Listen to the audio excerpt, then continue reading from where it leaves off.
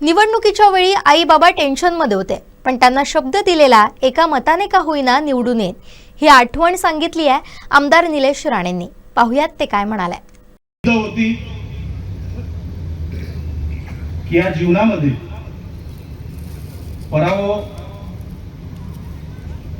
पराभव झाल्यानंतर थांबणार नाही.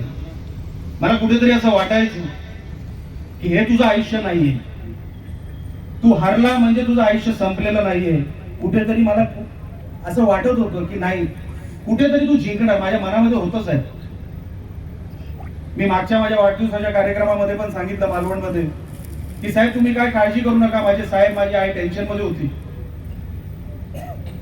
सगळ्यांना माहिती होतं नितेश 1000 लाख मतांनी निवडून येणार. निलेशचं काय, निलेश येणार की नाही.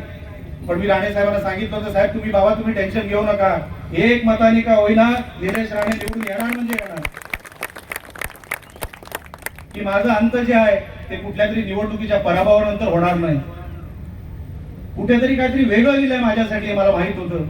आणि सन्माननीय शिंदे साहेबांनी मला तिकीट दिली. त्यांना माहित होतं समोरचा माझा जो प्रतिस्पर्धी होता तो यायला तयार होता, पण त्यांनी सांगितलं नाही, मी निलेश राणेला शब्द दिलाय, मी तुला नाही तिकीट देऊ शकत, मी निलेश राणेला तिकीट देणार. ही एवढी चांगली लोक माझ्या जीवनामध्ये आली. सामंत साहेबांसारखा व्यक्ती माझ्या जीवनामध्ये आला. आज कसलाही हेतू नाही, फक्त काम करायची इच्छा आहे. मला काम करू द्या. राणे साहेब मी तुम्हाला सांगतो तुमची लोकच अशी आहे, तुम्ही ज्या लोकांना मोठं केलं, ज्या लोकांना तुमच्या सहवासात ठेवलं त्यांना दुसरं काही नको आहे. मला काम करायची इच्छा आहे, मला फक्त काम करू द्या. एवढंच फक्त दत्ता सामंत हवं आहे. दुसरं त्यांनी माझ्याकडे काहीच मागितलेलं नाही, काही मागितलेलं नाही. नाहीतर साहेब एवढा मोठा कार्यक्रम एका आमदारासाठी एक माणूस का ठेवलो. आज आपण येणार की नाही हे पण आपल्याला खात्री नव्हती. आज आपल्याला एवढा उशीर झाला. मी तुम्हाला सांगतो, मी अनेक वेळेला नितेशला पण सांगतो की गर्दीला किती उशीर झाला, पण ती गर्दी तशी दिसली म्हणजे तो कार्यक्रम दत्ता सामंतांनी आयोजित केलेला आहे एवढं धरून झालं. दत्ता सामंतांनी केलेला कार्यक्रम हा कधी फेल होत नाही. म्हणून किती जरी माझ्या आईला धाकधूक होती, अरे इतके तास झाले आपल्याला पोहोचला पाहिजे, माझ्या मनामध्ये खात्री होती.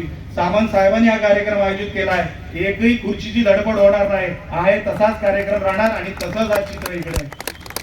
ते मनापासून सामंत साहेब आपले आभार व्यक्त करतो.